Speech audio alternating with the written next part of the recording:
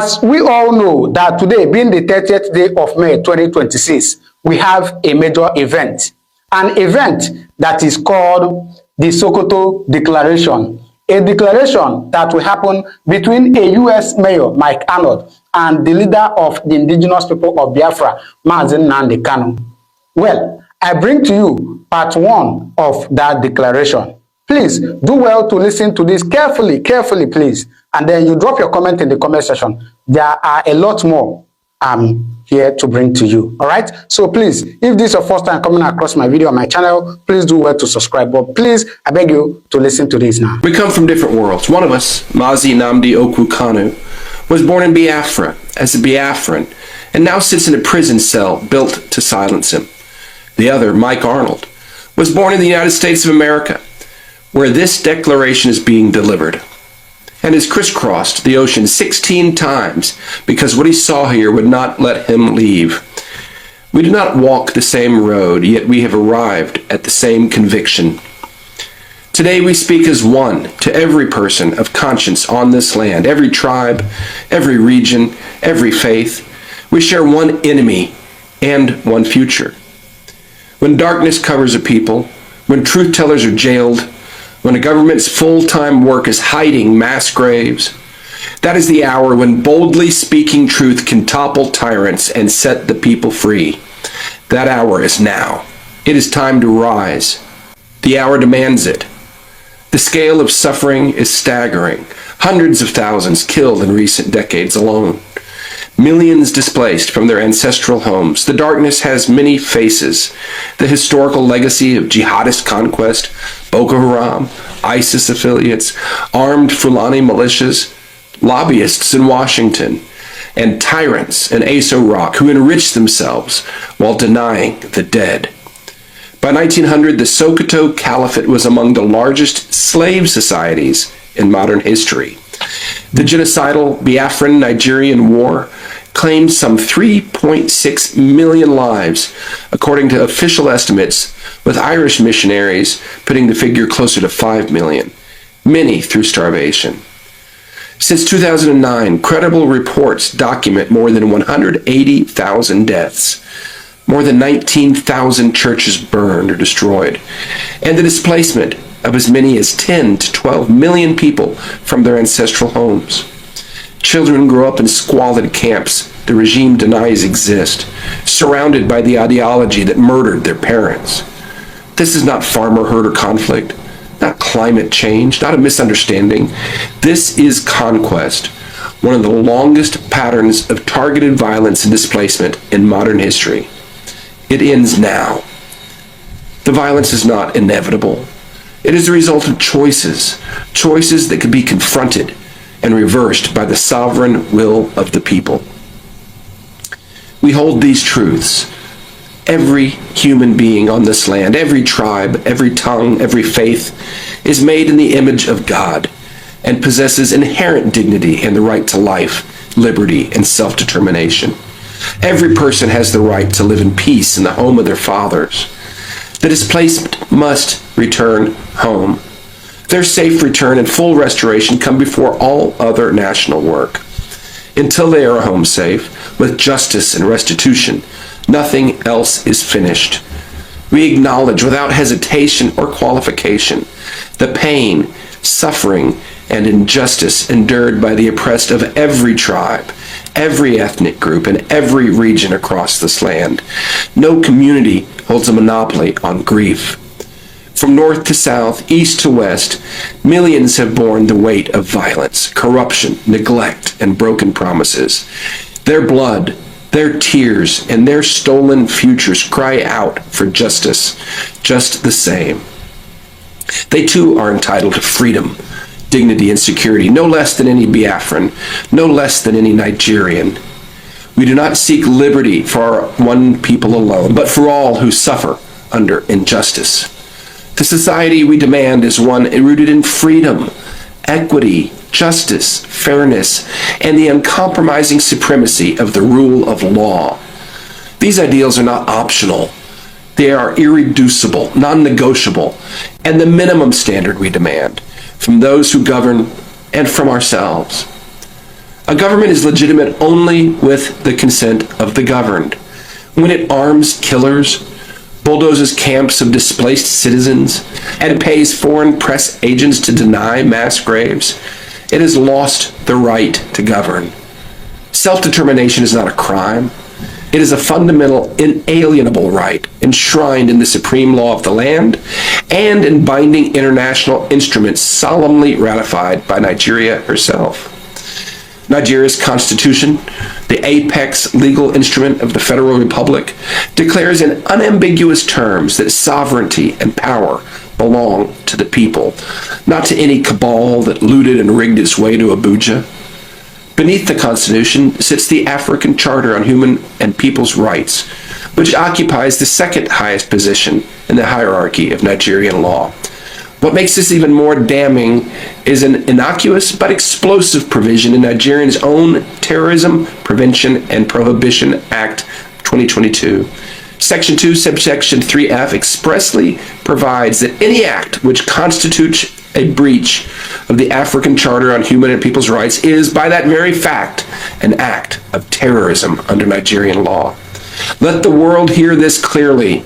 Article 20 of the African Charter guarantees the right of self-determination, and the continued systematic violation of this right against Biafrans and all other Nigerians, including the persecution and imprisonment of Nnamdi Kanu, places the Nigerian state in direct self-inflicted violation of its own anti-terrorism legislation.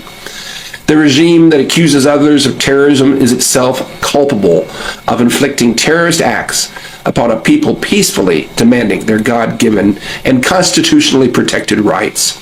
A free vote is not violence. Speaking truth is not terrorism. It is the denial of these rights that constitutes the real terrorism.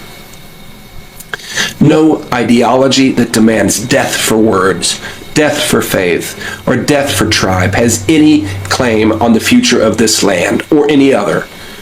The wealth under this ground belongs to the people who live on it.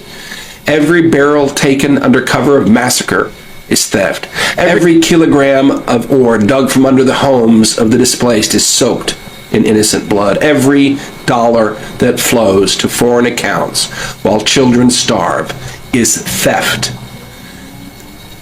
No one is coming to save us. No outside power will hand us our freedom. No foreign capital will grant us our wishes. Waiting for rescue is colonial thinking, a habit of the chained mind. The world may help. It may not. We do not wait. Power is never given. It is built. It is taken. The cost. Freedom is not free. It never has been. It will not be now. Those who broke the chains of apartheid did not do it by waiting. Those who faced dogs and hoses in Birmingham did not do it by hoping. Those who walked to the sea at Dundee did not do it by asking permission. They counted the cost. Many paid it. The world changed. Now is the hour for this land. How we fight determines what we build. We do not call for violence or vengeance. We do not call for chaos. We reject the methods of those we oppose, because no true freedom has ever been won with unjust hands. But we are not pacifists. Every people has the God-given right to defend its life, protect its families, and secure its communities, with overwhelming lethal force if the moment demands it. We affirm that right without apology and without condition. Peace is not passivity. Peace is strength under restraint. We reject not force, but unjust aggression. We refuse revenge that poisons every cause it enters. There's a wide line between defending the living and becoming what we oppose. Know that line. Walk it. Hold it. We call for courage to name evil in your village, your church, your house, your government, in your own thoughts when fear whispers that silence is safer. We call for real unity. Every soul of conscience on this land suffers under the same darkness. Do not let it continue to divide us. Stand together or fall apart alone. To our Biafran brothers and sisters, public infighting must end. Every perceived division among you is a gift to the darkness. Every faction fighting another faction is doing the enemy's work for him. You are never each other's enemies. The cause is too great, the cost too high, the hour too late. Unite under one sense of purpose, or risk surrendering the future you seek to build. We call for courageous, coordinated, disciplined, and unrelenting resistance. Peaceful where possible, defensive where necessary. In the streets, at the ballot box, in every international forum, in every courtroom that will hear the evidence, in every church and mosque silent too long, online and on the ground. Darkness rules by your silence and fear. Withdraw both. We call for the transformation of governance in this land. The people must assert their sovereign will through coordinated, disciplined, and unrelenting pressure. Change must come via the peaceful but unstoppable force of a unified people, supported by moral clarity and, where possible, international oversight. Through legal and democratic action, through an internationally supervised process for a new constitutional framework and genuine self-determination, through the kind of moral force that has stopped tyrants before and will topple them again. We call on the world, every government, every faith, every human rights body, every person of conscience, to stand with the people of this land, not with the evil regime, with its people. Understand, we will not wait for you, and we will remember. Stand with us today, or watch us rise without you. To those who hold power, history is watching, and it is not kind to those who choose the wrong side of it. Pharaohs do not win in the end. They never have. You know this. Behind the lobbyists and the propaganda and the billions stolen from the ground while your own people starve, you know this. To those in authority, history shows that no regime built on fear, division, and plunder endures forever. The path of repentance and reform remains open. Choose justice over power, accountability over impunity, and the healing of this land over its continued bleeding. This regime once put on the record, starvation is a legitimate weapon of war, and we have every intention of using it. Only the methods have changed. The blockade became burned villages. Bombs became bulldozers. The darkness continues. In Europe, the right side ended the Holocaust, wrote the history books, and the world was forced to reckon. Here, the wrong side won, and the world has never reckoned with the millions murdered. That reckoning starts now. The question is not whether this land will be free. It will be free. The only question is, what will it cost and who will answer for what was done? What freedom looks like. Wherever the people of this land have been free, they rise. In medicine, law, engineering, finance, the arts. Among the most educated and entrepreneurial people on earth, they do not merely survive, they excel. But it is not happening here because the darkness won't let them. Break it and watch what happens. The North, liberated from the grip of terror, its people free at last to build rather than conquer. The Middle Belt, healed, its dead remembered, its living come home, its farms restored, its churches rebuilt. The South, rising, its resources belonging at last to those who live on the ground. A new constitutional order written by the people through genuine consent that respects self-determination while enabling cooperation. When this land is free, the people will not merely survive, they will lead. The benevolent giant of Africa, a multi-ethnic democracy rooted in peace, righteousness, and human dignity, putting $1 trillion of God-given wealth to work for its people and for the world.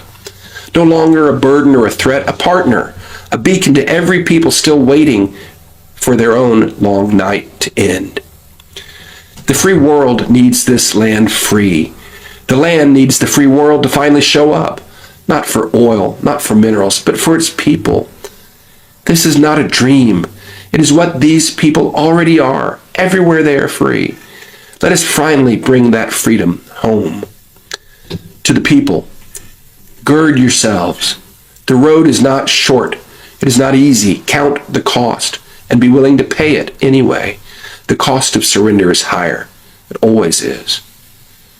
Be the good ones. Be the honest ones. Be the ones found on the right side when this is over and the true history is written. Do not become what you oppose. Do not let this cause be captured by hatred, by tribalism, or by the hunger for power and personal gain that corrupts every movement that forgets its founding purpose. The cause is life. The cause is liberty. The cause is the right of every human being on this land to live in peace, in the home of their fathers, to worship freely, to vote freely, to build freely. That cause is worth everything. Bring the displaced home. End the killing. Break the darkness. Draw the boundaries of peace by consent, by the voice of the people, the only authority that matters. The long night is ending. Let us stand together, not in hatred or narrow tribalism, but in defense of life, liberty, and the right of every human being to live in peace in their ancestral lands, to worship freely, and to build a future of dignity. May the God of Abraham, Isaac, Jacob, Arodi, Areli, and Eri, who delivered Israel from Pharaoh, grant us wisdom, courage, restraint, and unity to deliver his people once again.